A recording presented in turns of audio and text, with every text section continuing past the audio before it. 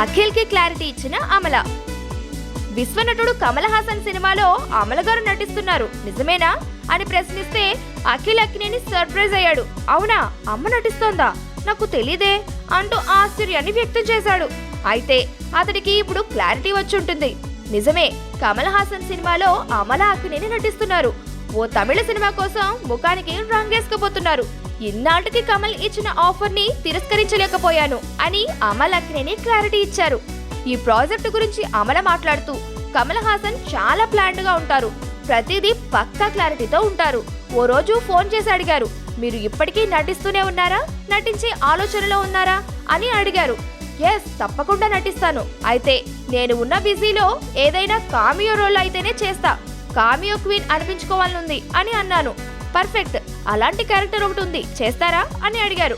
వెంటనే ఎస్ చెప్పాను అంటూ అమల అక్కినేని ఆ ప్రాజెక్టుకు ఎలా అంగీకరించారో చెప్పారు. ఇది తమిళ్ మలయాళం ద్విభాష చిత్రం. కెరీర్ ఆరంభంలోనే కమల్ హాసన్ తో తమిళంలో పెసుం పాదం వంటి ప్రాజెక్టులో నటించాను. తమిళ్లో బోలెడంత ట్రాక్ రికార్డ్ ఉందని అమల చెప్పారు. Animal welfare activities, personal life busy వల్లనే నేను నటించడం లేదు. వీలున్నప్పుడు కమల్ హాసన్ లాంటి స్టార్లు ఇచ్చే ఛాన్స్లేవి మిస్ చేసుకోకుండా నటిస్తానని అన్నారు.